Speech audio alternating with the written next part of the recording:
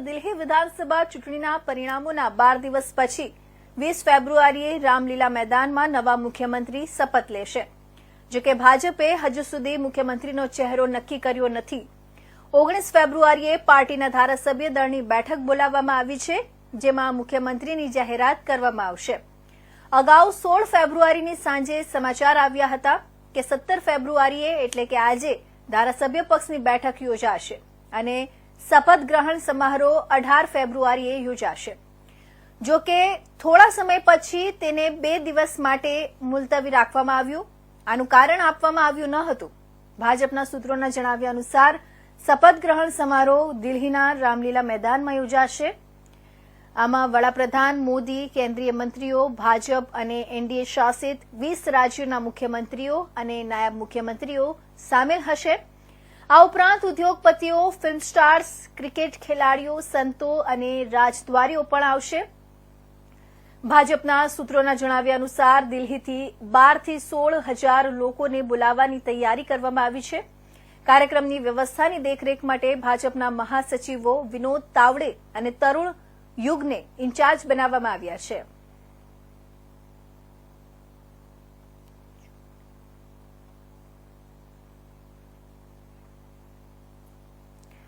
તો ગુજરાત માધ્યમિક અને ઉચ્ચતર માધ્યમિક બોર્ડ દ્વારા આગામી બોર્ડની પરીક્ષા માટે નવતર આયોજન કરવામાં આવ્યું છે.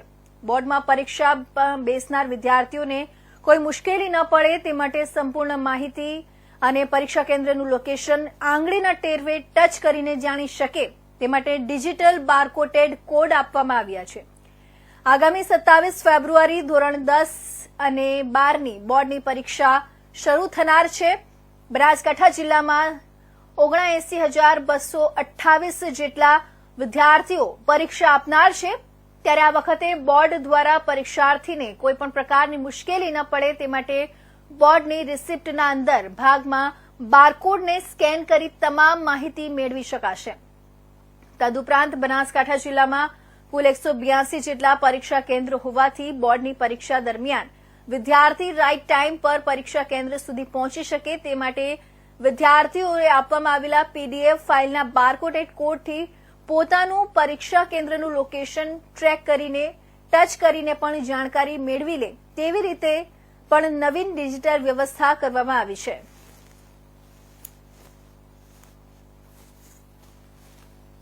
ગુજરાત માધ્યમિક અને ઉચ્ચતર માધ્યમિક શિક્ષણ બોર્ડ દ્વારા આ વખતે ખૂબ સુંદર નવીન આયોજન કરવામાં આવી રહ્યું છે. સૌપ્રથમ તો વાત કરું કે જે રિસિપ્ટ છે વિદ્યાર્થીની અંદર, એની અંદર એક બારકોડ આપવામાં આવેલો છે, જેને કારણે એ વિદ્યાર્થી પોતાનો બારકોડ સ્કેન કરી તમામ માહિતી મેળવી શકે છે.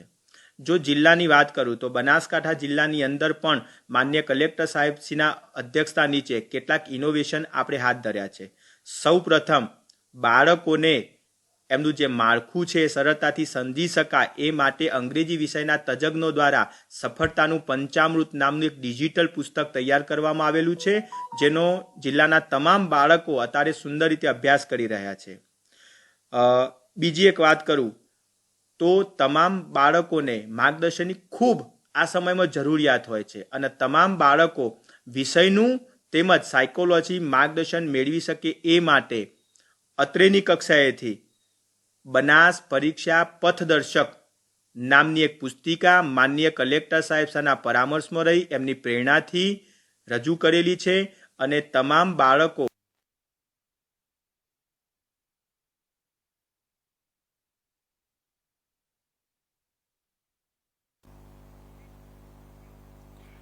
તો આણંદ ખાતે શ્રી રામકૃષ્ણ સેવા મંડળ શૈક્ષણિક સંકુલ ખાતે આણંદ કોમર્સ કોલેજ સહિત જુદી જુદી કોલેજના વિદ્યાર્થીઓ અને વિદ્યાર્થિનીઓ દ્વારા આજે સાડી ડે અને ગ્રુપ ડેની ઉજવણી કરવામાં આવી હતી, જેમાં યુવતીઓ દ્વારા ભારતીય પરિધાન સંસ્કૃતિ સાડીમાં સજ્જ થઈ હતી, જ્યારે યુવકો સાઉથના પરંપરાગત પહેરવેશ શર્ટ અને લુંગીમાં આવ્યા હતા. યુવતીઓએ જણાવ્યું હતું કે સાડી એ ભારતીય સંસ્કૃતિ પરિધાન છે, જેથી આપણી પરંપરાગત સંસ્કૃતિને જાળવી રાખવા માટે તેઓ આજે સાડી પહેરીને કોલેજમાં આવી હતી.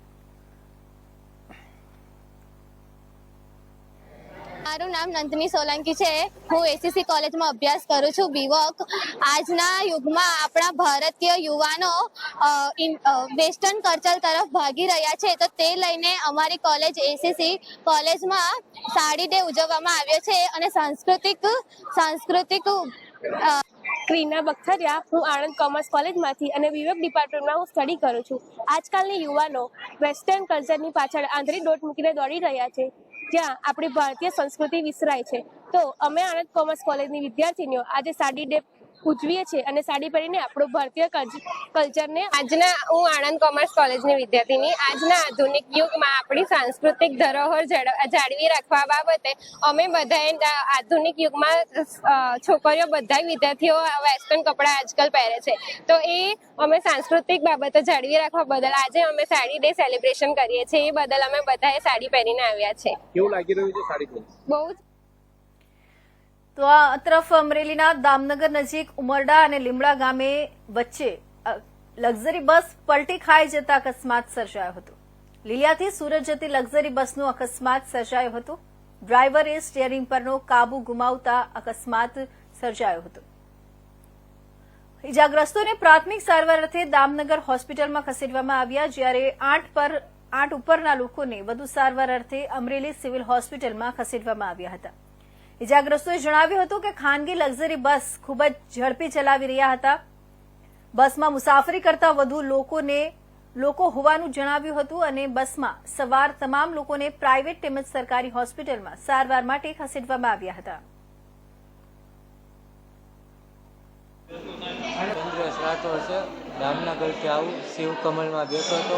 9:45 વાગે નાના ઉંબરડા પોયગા બસ હું થયું કાબુમાં ન રહી, કાંઈ ખ્યાલ ન રહ્યો. બસ કાળિયામાં ઉતરી ગઈ. હું આગળ બેઠો હતો, મને ઘા કરી દીધો. એવી રીતે બસ ફૂલ હતી? કેટલા લોકો હતા? બસ ફૂલ હતા. સુરેન્દ્રનગર રાજેશ્વર મહાદેવ મંદિરને 25 વર્ષ પૂર્ણ થતા ધાર્મિક કાર્યક્રમનું આયોજન થયું હતું. મહાયજ્ઞ સાથે અનેક ભક્તોએ શિવ દર્શન કરીને કૃતજ્ઞતા અનુભવી હતી.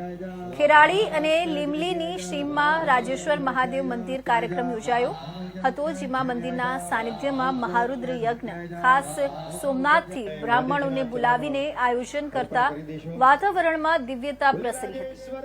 ધારાસભ્ય અને ગુજરાત સરકારના નાયબ મુખ્ય જગદીશભાઈ મકવાણા ઉપસ્થિત રહ્યા હતા. આ ધાર્મિક કાર્યક્રમનું આયોજન તાલુકા પંચાયતના પ્રમુખ બાબુલાલ પટેલ અને તેમના પરિવાર દ્વારા કરવામાં આવ્યું હતું.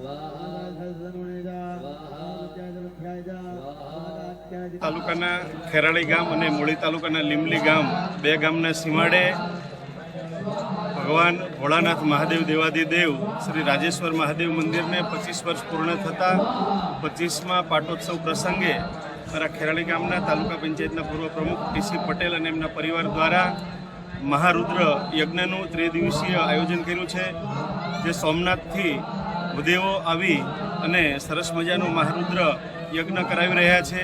એક પવિત્ર અને ધાર્મિક વાતાવરણનો મેળાવડો એ જોવા મળ્યો છે. આજે છેલ્લો દિવસ છે અને એમાં 3 ગામના લોકો ખેરાળી, લીંબલી અને મુંજપર ત્રણેય ગામ ધુમાડાબંધ આશરે 8,000 કરતાં વધારે લોકો અહીંયા મહાપ્રસાદ લેવાના છે. હું પણ આજે આ મહારુદ્ર યજ્ઞના દર્શન કરી અને ભગવાન ભોળાનાથ રાજેશ્વર મહાદેવના દર્શન કરી ખૂબ જ ધન્યતા અનુભવું છું. અને અમારા તાલુકા પંચાયતના પ્રમુખ બાબુલાલ પટેલ અને એમના પરિવારે સરસ મજાનું આયોજન કર્યું છે. એમને ભગવાન દેવાધિદેવ મહાદેવ વિશેષ રીતે એમનું આજે ખેરાડી અને લીમલી બે ગામના સીમાડા વચ્ચે શ્રી રાજેશ્વર મહાદેવ મંદિર કે આજે એને 25 વર્ષ પૂર્ણ થયા છે. એટલે શ્રી રજત જયંતિ મહોત્સવમાં સોમનાથથી સાંસ્કૃતિક વિદ્યાપીઠથી બ્રાહ્મણો બોલાવી અને મહાલઘુરુદ્ર યજ્ઞનું આયોજન કરેલ છે. સતત અમે 1 મહિનાથી આ આયોજનમાં છીએ. એમાં ખેરાડીના, શેખપરના, મુંજપરના, લીંબલીના અને તમામ સુરેન્દ્રનગરના સેવકગણનો એટલો બધો સાથ સહકાર છે અને આ યજ્ઞ એટલો બધો શુભદાયી છે કે આ યજ્ઞથી આજુબાજુના ગામમાં, સિટીમાં એટલું બધું પોઝિટિવ ઉર્જા ઉત્પન્ન થાય છે. અને મહાદેવજીને અમે એવી પ્રાર્થના કરવી કે અમારું ગામ તો નહીં પણ આજુબાજુના ગમે તે ગામ જે સંબંધી છે, અલગ અલગ લોકો છે, તેને સુખાકારી માટે આ યજ્ઞનું આરંભ કરેલ છે. અને અમારા પરિવાર હારે સતત બધા જ ગામના લોકો જોડાયેલા છે. તે બદલ બધાનો અમે આભાર વ્યક્ત કરીએ છીએ. જય મહાદેવ. તો આ તરફ વાત કરીએ પાલનપુરની. પાલનપુર લક્ષ્મીપુરા ફાટક છેલ્લા 2 વર્ષથી બંધ કરવામાં આવતા લક્ષ્મીપુરાના ગ્રામજનોને સિટીમાં જવા માટે 5 થી 7 કિલોમીટરનું અંતર કાપીને જવું પડી રહ્યું છે.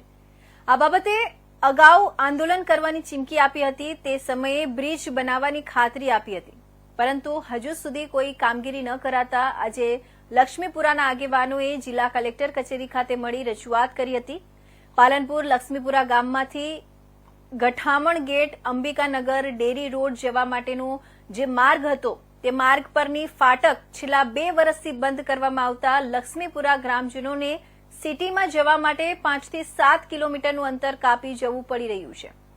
જેથી આ બાબતે અગાઉ લક્ષ્મીપુરાના ગ્રામજનોએ રેલી કાઢી આંદોલન કરવાની ચીમકી ઉચ્ચારી હતી, જેથી તંત્ર દ્વારા તેમની સાથે ચર્ચા કર્યા બાદ તેમને ત્યાંથી રસ્તો કરી બ્રિજ કરી આપવાની ખાતરી આપી હતી. પરંતુ આજ દિન સુધી તેનું કોઈ જ નિરાકરણ આવ્યું નથી, જેને કારણે ગ્રામજનોનું પ્રતિનિધિ મંડળ સોમવારે પાલનપુર કલેક્ટર કચેરી ખાતે રજૂઆત કરવા આવ્યા હતા અને ઝડપથી બ્રિજની કામગીરી શરૂ કરી પૂર્ણ કરવામાં આવે તેવી માંગ કરી હતી. જો આગામી દિવસોમાં આ કામગીરી નહીં કરવામાં આવે તો ગાંધી ચિંધ્યા માર્ગે આંદોલન કરવાની ચીમકી ઉચ્ચારી છે.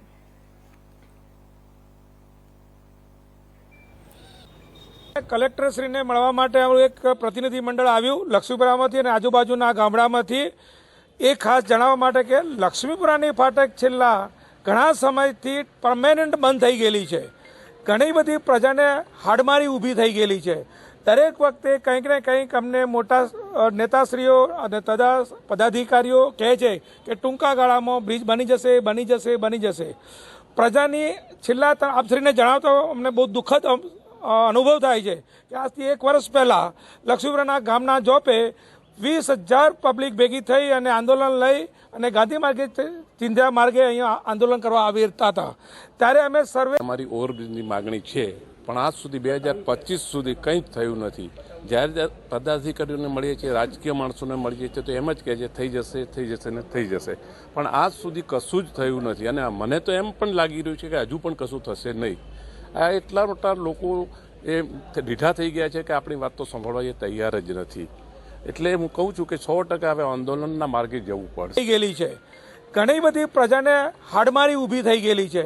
દરેક વખતે કંઈક ને કંઈક અમને મોટા નેતાશ્રીઓ અને તથા પદાધિકારીઓ કહે છે કે ટૂંકા ગાળામાં બ્રિજ બની જશે, બની જશે, બની જશે.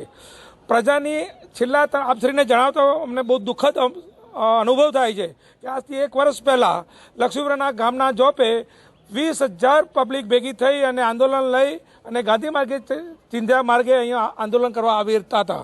ત્યારે અમે સર્વે ગ્રામજનોએ પ્રતિનિધિઓએ જવાબદારી લીધી હતી કે આવતા 1 વર્ષમાં આ કામ ચાલુ થઈ જશે અને ટૂંકા ગાળામાં પૂર્ણ પણ થઈ જશે. અમે આ સતત ઉઘરાણી કરવા છતાં પણ અમારું કામ હજુ આગળ વધ્યું નથી.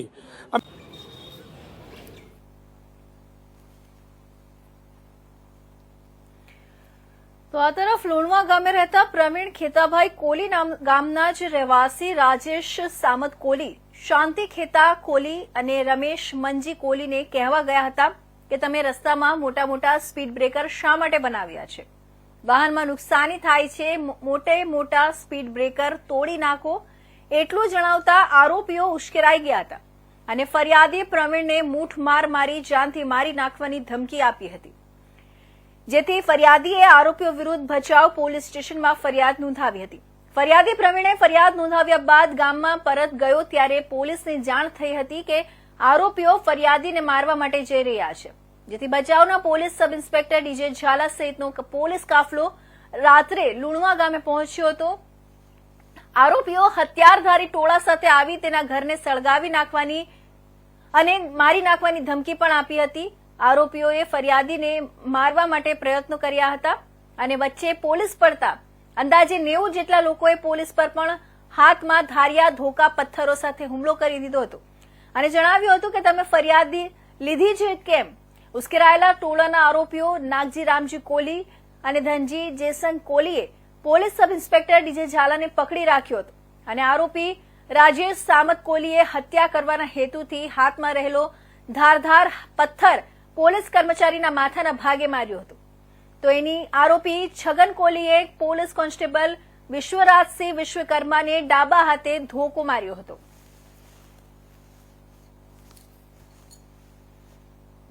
વિસ્તારમાં તારીખ 15/2/2025 આશરે બપોરે 3:00 વાગે લુણવા ગામ ખાતે ફરિયાદી પ્રવીણ તથા આરોપી રાજેશ વચ્ચે ગામમાં જે સ્પીડ બ્રેકર બનેલ છે એ બાબતે માથાકૂટ થતા બોલાચાલી થતા ફરિયાદી પ્રવીણ પોલીસ સ્ટેશન આવતા તેની ધાક ધમકીની ફરિયાદ દાખલ કરવામાં આવેલ. આ સમય દરમિયાન જ્યારે તપાસ ચાલુ હતી ત્યારે ફરિયાદીને એમના ઘરેથી ફોન આવેલ કે આરોપી પક્ષે આપણા ઘરે આવી અને બોલાચાલી કરી રહ્યા છે. તેથી ફરિયાદી અને પોલીસ સ્ટાફ સાથે લુણવા ગામ ખાતે જતા અને વિસ્તારમાં તારીખ 15/2/2025 આશરે બપોરે 3:00 વાગે લુણવા ગામ ખાતે ફરિયાદી પ્રવીણ તથા આરોપી રાજેશ વચ્ચે ગામમાં જે સ્પીડ બ્રેકર બનેલ છે એ બાબતે માથાકૂટ થતા બોલાચાલી થતા ફરિયાદી પ્રવીણ પોલીસ સ્ટેશન આવતા તેની ધાક ધમકીની ફરિયાદ દાખલ કરવામાં આવેલ. આ સમય દરમિયાન જ્યારે તપાસ ચાલુ હતી ત્યારે ફરિયાદીને એમના ઘરેથી ફોન આવેલ કે આરોપી પક્ષે આપણા ઘરે આવી અને બોલાચાલી કરી રહ્યા છે. તેથી ફરિયાદી અને પોલીસ સ્ટાફ સાથે લુણવા ગામ ખાતે જતા અને આરોપી તો એક બાજુ તંત્ર રખડતા પશુઓને પકડવા ઢોર પકડ ઝુંબેશ શહેરમાં જોરશોરથી ચલાવી રહી છે, ત્યારે બીજી તાલુકામાં હજી પણ રખડતા ઢોરનો ત્રાસ યથાવત રહ્યો છે, જેથી ઘણા લોકો પણ ઇજાગ્રસ્ત થતા હોય છે. ત્યારે રાજકોટ જિલ્લાના ગોંડલ તાલુકામાં આવેલા MB કોલેજ ચોક પાસે ગઈકાલે બપોરે આખલાએ આતંક મચાવ્યો હતો, જેમાં 4 થી 5 લોકો ઇજાગ્રસ્ત થતા તેમને સારવાર અર્થે ગોંડલ તાલુકાની હોસ્પિટલ ખાતે ખસેડવામાં આવ્યા હતા. ત્યારે હાલ 4 થી 5 ઇજાગ્રસ્ત લોકોના પરિવારજનો દ્વારા જે રીતે શહેરોમાં ઢોર પકડ ઝુંબેશ ચાલે છે તેવી રીતે તાલુકાઓમાં પણ ચાલે તેવી માંગ ઉઠી છે.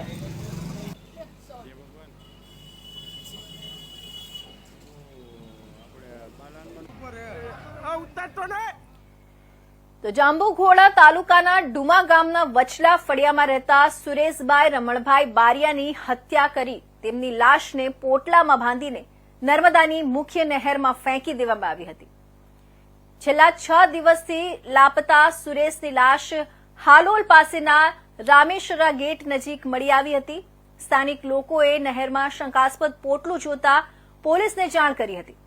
ઘટનાની માહિતી મળતા જ ગ્રામ્ય પોલીસ મથકના PI અને DYSP સહિતનો પોલીસ કાફલો ઘટના સ્થળે પહોંચ્યો હતો. પોટલું ખોલતા અંદરથી મૃતદેહ મળી આવ્યો હતો, જેને પોસ્ટમોર્ટમ માટે સરકારી હોસ્પિટલમાં ખસેડવામાં આવ્યો હતો.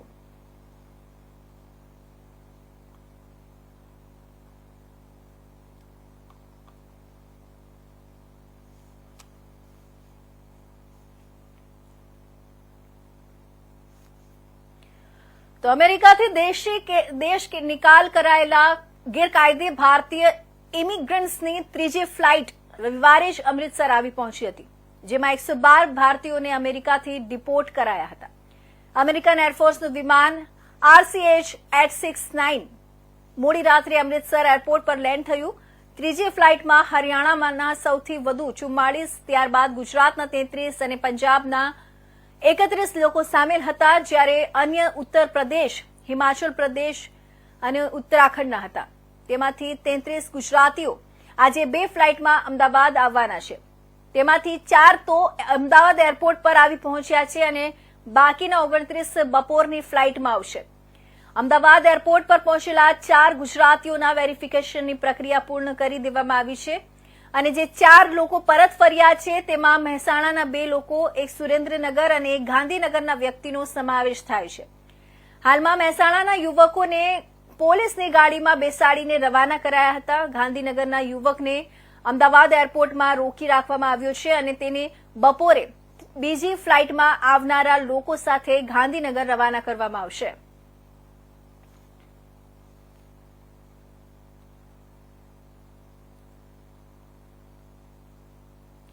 તો જામનગર જિલ્લાના જોડિયાના બાલંભા ગામના પાટિયા પાસે એક ટ્રક ચાલકે મહિલા પદયાત્રીઓને અડફેટે લીધી હતી. દેવભૂમિ દ્વારકા દર્શનાર્થે જઈ રહેલી સાંતલપુરના બકુત્રા ગામની 3 મહિલાઓ ઘટના સ્થળે જ મૃત્યુ નિપજ્યા હતા, જ્યારે અન્ય 5 પદયાત્રી મહિલાઓને ઇજાઓ પહોંચતા સારવાર માટે હોસ્પિટલમાં ખસેડવામાં આવી હતી.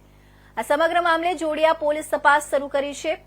મળતી માહિતી અનુસાર સાંતલપુર જિલ્લાના બકુત્રા ગામની 8 મહિલાઓ પદયાત્રા કરીને દેવભૂમિ દ્વારકાના જગત મંદિર શીશ ઝુકાવવા માટે જઈ રહ્યા હતા. આ દરમિયાન તેમને જોડિયાના બાલંભા ગામના પાટિયા નજીક અકસ્માત નડ્યો હતો.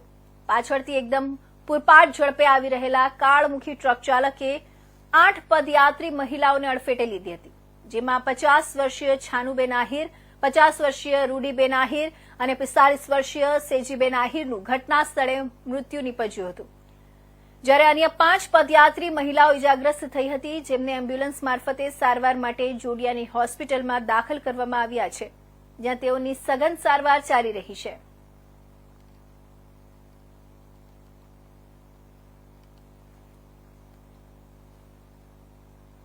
તો જૂનાગઢ જિલ્લાના ચોરવાડનો બનાવ સામે આવ્યો છે. પોલીસે પોક્સોના ગુનામાં ફરાર ઇસમને ઝડપી પાડ્યો હતો. પોલીસે આરોપી લલિત ચુડાસમા નામના ઇસમને ઝડપી પાડ્યો હતો. લલિત ચુડાસમા ચોરવાડનો રહેવાસી છે. સગીરાના ઘરે જઈ 2 વખત દુષ્કર્મ આચરાયાનું બાબતે ફરિયાદ નોંધવામાં આવી હતી. 2 દિવસ પૂર્વે 15 ફેબ્રુઆરીના રોજ ફરિયાદ નોંધવામાં આવી હતી. ચોરવાડ પોલીસે આગળની કાર્યવાહી હાથ ધરી હતી.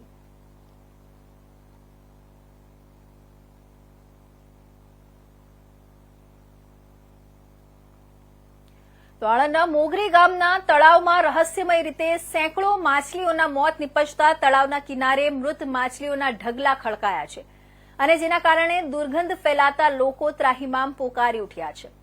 મોગરી ગામના તળાવમાં સેંકડો માછલીઓના મોત નિપજતા મૃત માછલીઓના ઢગલા તળાવના કિનારે ખડકાયા છે, તેમજ તળાવમાં પાણીની ઉપર મૃત માછલીઓના ઢગલા ફેલાયા છે, અને જેના કારણે ફેલાતી દુર્ગંધથી આસપાસમાં રહેતા લોકો ત્રાહિમામ પોકારી ઉઠ્યા છે.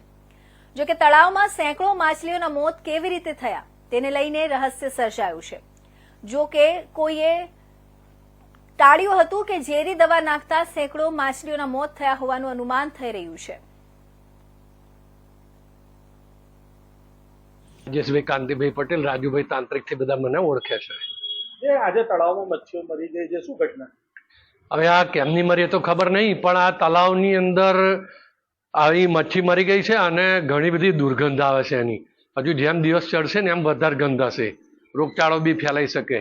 તો નગરપાલિકામાં મહાનગરપાલિકા થઈ છે, કોઈ દેખરેખ રાખે અને આ સાફ કરાવે એ જરૂરી છે. કોઈ અહીં એનો રણી ધણી જ નહીં. તો આ અમારી આ વાત અહીં સુધી પહોંચે એ માટે તમે પ્રયત્ન કરો તો ગામની સુખાકારી માટે જરૂરી છે.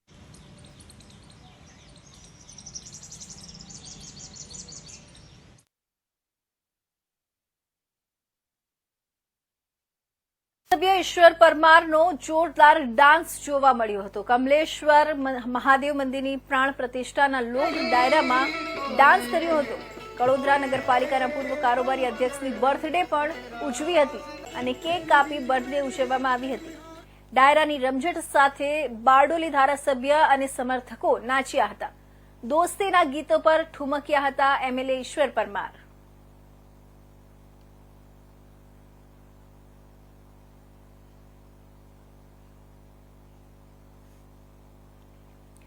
તો અત્યારના મહત્વના સમાચારમાં બસ આટલું જ. નવા સમાચાર સાથે ફરી મળીશું. ત્યાં સુધી રજા આપશો. નમસ્કાર.